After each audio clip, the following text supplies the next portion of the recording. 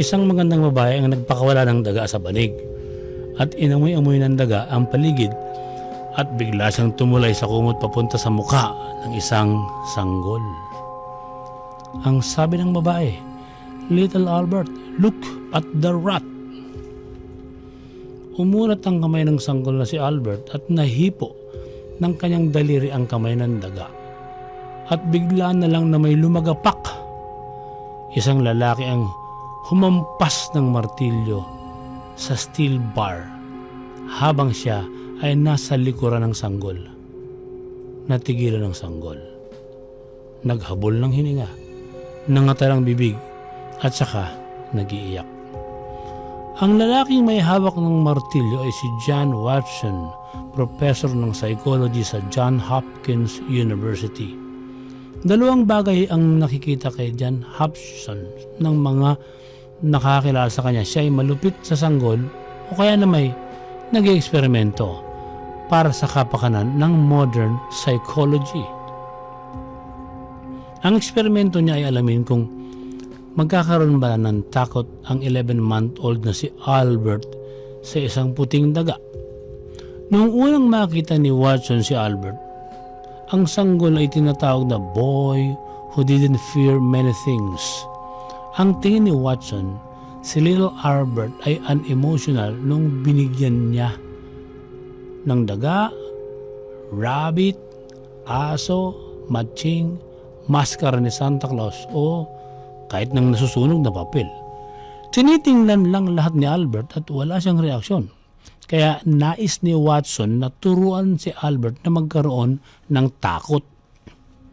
Nung una nilang binigyan ng daga si Albert, kapag hinihipo ng sanggol ang hayop, tsaka naman hinahampas ni Watson ang martilyo sa isang steel bar. Noong una, natataranta lang ang sanggol sa malakas na tunog pero hindi umiiyak.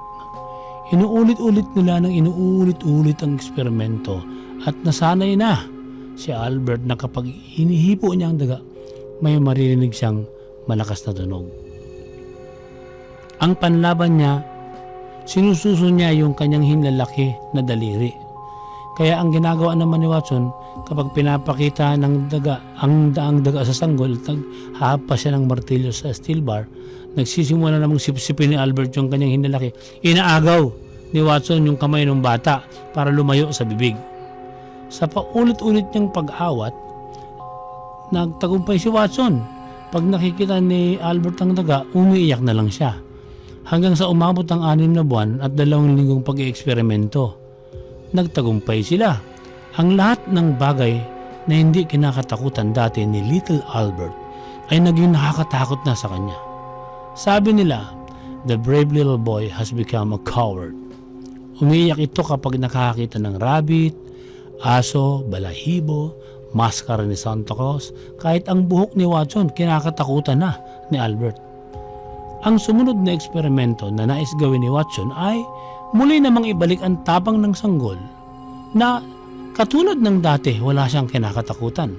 Pero nagpasya ang ina ni Little Albert na kunin na ang sanggol at hindi na silang nagpakitang muli kay John Watson. Kaya walang nakakaalam kung ano ang kinalabasan ng eksperimento paglaki ni Little Albert. Siya ba'y batang may trauma o naging normal pa?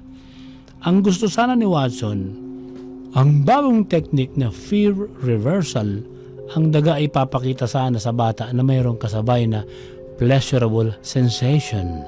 Halimbawa kapag nakita ni Albert ang daga, bibigyan niya ng candy si Little Albert. At sa bandang uli, ang gusto sana ni Watson, kapag nakakakita ng daga si Albert, kikilitiin muna ang labi ng bata.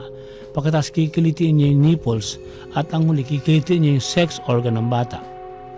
Ngunit hindi na nga ibinalik ng ina si Little Albert kay Watson. Ano ba ang gustong patunayan ni Watson? Gusto niya na ang psychology ay less philosophical at more scientific.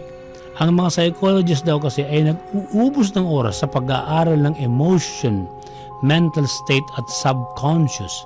Ang gusto ni Watson, ang mga psychologists ay mag-focus sa measurable, visible, behaviors. Halimbawa, yung may mga kaugnayan sa stimulus at response. Sabi niya, yung action A causes responses B. Para kay Watson, hindi dapat na ang isang pasyente halimbawa ay nakahiga lang sa kama at inirereklamo ang nararamdaman. Kung mapag-aaralan daw ang stimulus-response interaction, mapag-aaralan daw ng mga scientists kung paano makontrol ang human behavior. Sabi niya minsan, bigyan mo ako ng 100 sanggol na maayos ang kalagayan. Sa aking mundo may garanti ako na mapapalaki ko sila at matuturuan na maging specialist sa kung anuman. Pwedeng doktor, pwedeng abogado, pwedeng artist, pwedeng magnanakaw, pwedeng maging pulubi. At ito'y walang kinalaman sa natural nilang talento, sa mga bagay na gusto nila, sa kanilang abilidad o kahit na sa lahi ng kanilang mga ninuno. Sinabi ni Watson, ng eksperimento niya kay Little Albert, na ang simple stimulus gaya ng paghampas ng martilyo sa steel bar ay nakalilikha ng malawak at komplikadong emosyon sa katauhan ng bata. Marami ang nagsabi na ang Little Albert experiment ay revolutionary. Marami rin ang nagsasabi na bagamat ang eksperimento ay madrama, ito ay bad science. Walang anumang napatunayan kundi ang isang bata umiiyak kapag hinaharas. Hindi na natapos ang pagpapatuloy sana ng infant experiment ni John Watson sa Johns Hopkins University dahil pinaalis siya ng paaralan at walang kinalaman sa kanyang propesyon ang pagpapalayas. Kinasuhan kasi siya ng kanyang asawa dahil naging girlfriend niya ang isang estudyante at dahil sa misbehavior, pinatalsik siya. Pero ang totoo, ang naging girlfriend daw ni Watson na graduate student ay ginagawa niya ng sex experiment? Sinusukat niya ang psychologic response nito halimbawa. Ang pagtibok ng pulso ng estudyante, tumataas ba kapag sila'y nagla-love making? Pero hindi rin naniwala ang mga kakilala ni Watson na ineksperimento nito ang kanyang girlfriend. Ang sabi nila, dahil sa malalim na interest ni Watson sa pag-aaral sa human sexual response, tiyak na sasabihin niya ang mga bagay na natuklasan niya sa mga kakilala. Sanay daw ito magkwento, lalo na kung tungkol sa sexuality. Dahil hindi na siya makakabalik sa mundo ng akademya, pumasok na lang si Watson sa advertising world. Doon nagtagumpay siya sa mga teorya ukol sa stimulus response. Isa sa mga stimulus na ginamit niya ay ang sex. May mga visual arousal na ginagamit halimbawa. Yung halimbawa nagbebenta ng beer, mga babaeng nakabikini ang tindera. Sabi ni Watson, ang consumer kapag bibili ng produkto, may hikayat mo talaga dahil it is simply a matter of applying the correct stimulus.